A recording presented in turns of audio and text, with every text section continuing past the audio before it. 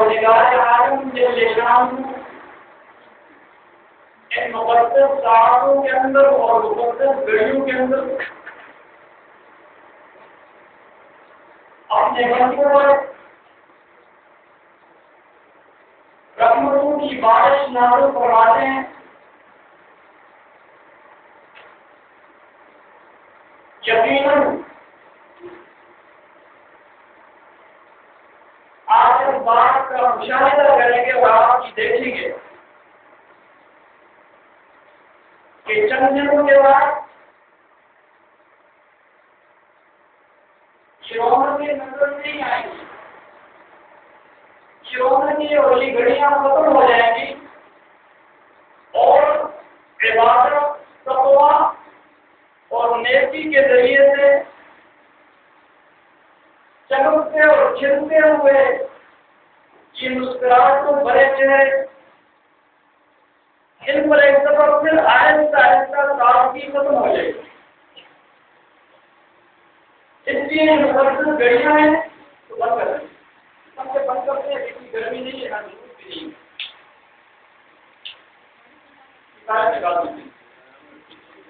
گزارش کرنے لگا ہوں کہ بارش کتنی موسلادھار کیوں نہ ہو, کتنی بھی تیز بارش کیوں نہ ہو, لیکن برتن اگر الٹا پڑا ہوا ہو تو پھر بارش کا قصور نہیں ہو سکتا, برتن کا قصور ہو سکتا. اس لیے اگر آپ اپنے دلوں کے برتن کو سیدھا کر کے بیٹھیں گے انشاءاللہ العزیز بہت کچھ برتن کے اندر آ بھی جائے گا اور استعمال بھی جائے گا اور آپ یہاں سے اٹھ کر جاتے ہوئے ساتھ بہت کچھ لے کر بھی جائیں گے. رمضان کی مقدس گھڑیوں اپنے اختتام کی طرف روانہ ہیں انشاءاللہ العزیز. انقریب بھی ہمارے مہمان خصوصی سیاست سے تشریف لگے ہوئے معزز اور محترم مہمان مولانا فیاض حسن فاروقی صاحب دامت برکاتہ العالیہ انقریب آپ کے سامنے جو افروز ہونے والے ہیں. ان کے آنے سے قبل میں کچھ پوری گزارشات آپ کے ووٹ گزار کر کے آپ سے جاننا چاہوں گا.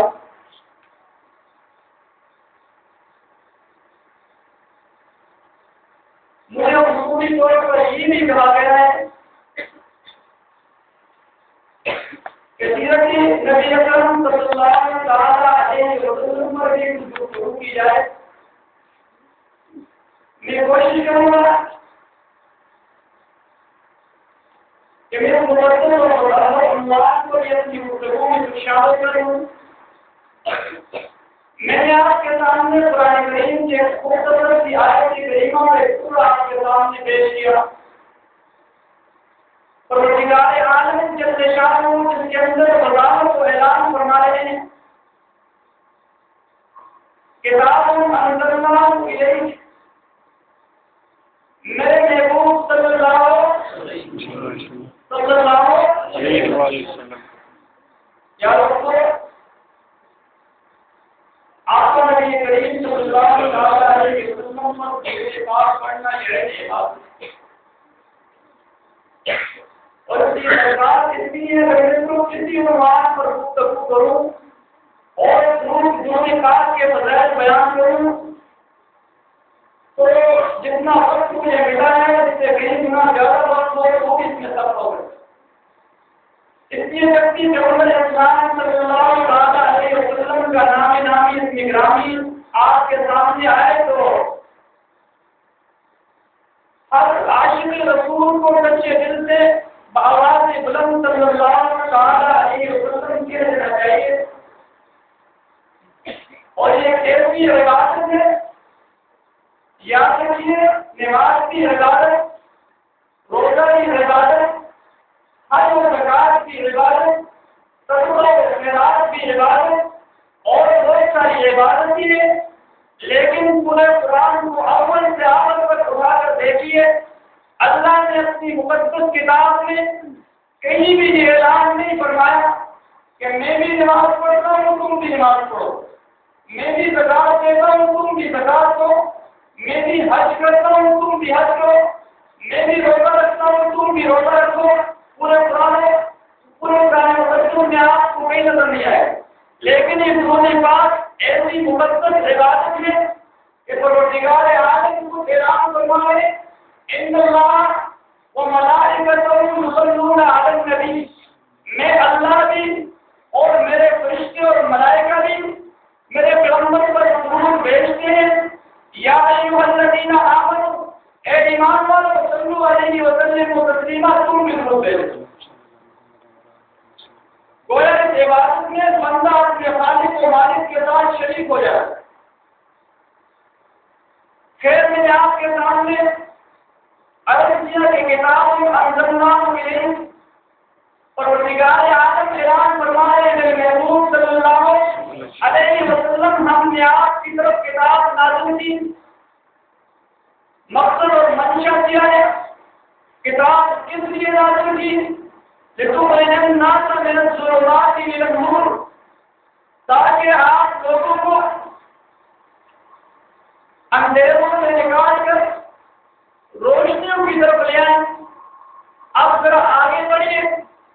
اللہ کی مقدس کتاب کے نزول سے پہلے اللہ کے پیغمبر صلی اللہ علیہ وسلم کی آمد سے قبل معاشرے کی حالت کا ایک دائرانہ نظر سے مشاہدہ کیجیے کہ دنیا انسانیت کس طرح ظلم و ستم کی چکی میں چل رہی تھی اور روئے زمین پر کس طرح جہالت کی گٹاگوٹ تاریکیوں کے بادل منڈلا رہے تھے۔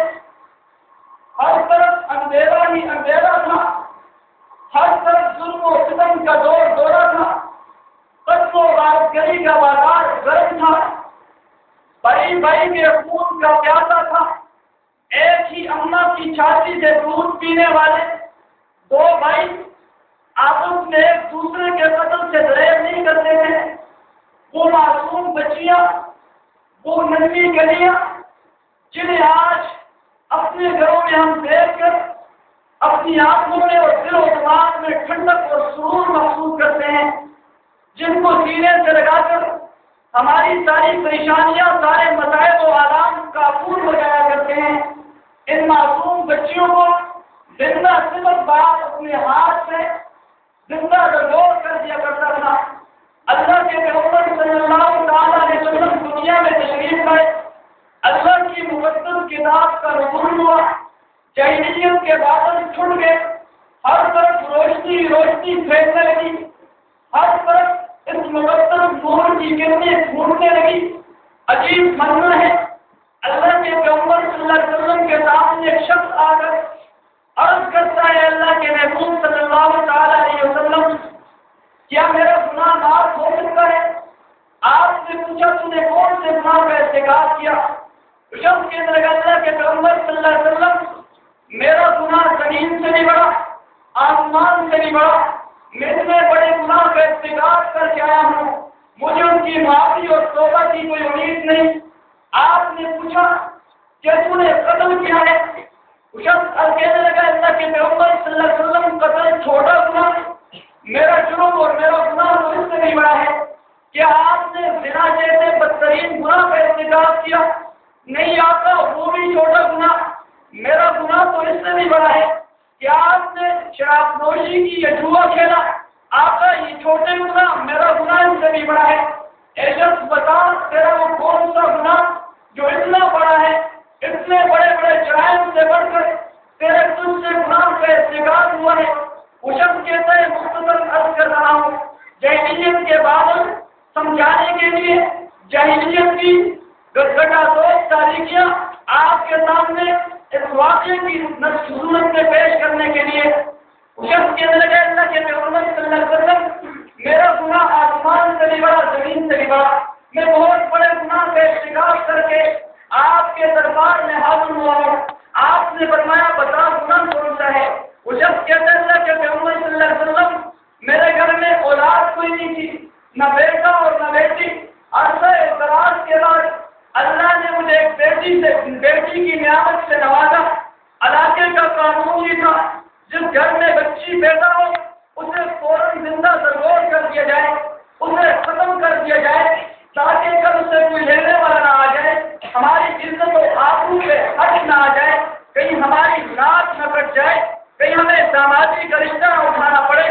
عجیب منظر ہے، علاقے کے اندر یہ قانون رائج ہے، بچی پیدا ہو یہاں تک کے بعد جو آیات میں آتا ہے، اور پیدائش کے وقت ایک گڑھے کے قریب بیٹھتی ہے، اگر بچہ پیدا ہو اس کے چہرے پر خوشی کے آثار نظر آتے ہیں، اگر بچی پیدا ہو زمین کے اندر سے گڑھے میں پھینک کر اس سے مٹی ڈال دی جاتی ہے، اور قرآن کریم خود بھی اعلان کرتا ہے کہ جب ان کے سامنے یہ خبر آتی ہے کہ تمہارے گھر میں بچی پیدا ہوئی ہے، تو ان کے چہروں پر نوسط اور بدبختی کے آثار نظر آ رہے ہوتے ہیں، اور ان کے چہروں پر پریشانی کے آثار نظر آتے ہیں کہ یہ کیوں پیدا ہو گئی۔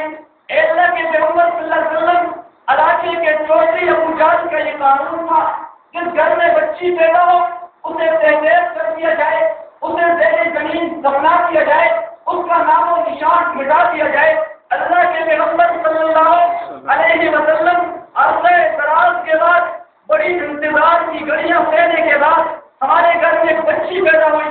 میں نے اور میری اہلیہ نے یہ فیصلہ کر لیا کہ ہم اس معصوم اور ننھی کلی کو اپنے ہاتھوں سے زندہ درگور نہیں کریں گے، بلکہ ہم چھپ کر اس کی پرورش کریں گے، اسے پالیں گے اور اسے سنبھالیں گے۔ اے اللہ کے پیغمبر صلی اللہ تعالیٰ علیہ وسلم، اس طرح کرتے کرتے 1 سال، 2 سال، 3 سال، 4 سال کا عرصہ گزر گیا۔ اب بچی بڑی ہو گئی، باغنے دوڑنے لگی، گھر میں گھومنے پھرنے لگی۔ اے اللہ کے پیغمبر صلی اللہ تعالیٰ علیہ وسلم، میں جب باہر سے پتھر توڑ کر محنت اور مزدوری کر کے مشقت اٹھا کر اپنے گھر میں آتا، وہ معصوم بچی آ کر میرے سینے سے چمٹ جاتی، میرے سارے غم کافور ہو جاتے، میری ساری پریشانیاں ختم ہو جاتی۔ ایک دن ابو جہل نے مکہ کے چوک میں میرا گریبان پکڑ کر کہا، تو نے علاقے کے قانون کی خلاف ورزی کی ہے،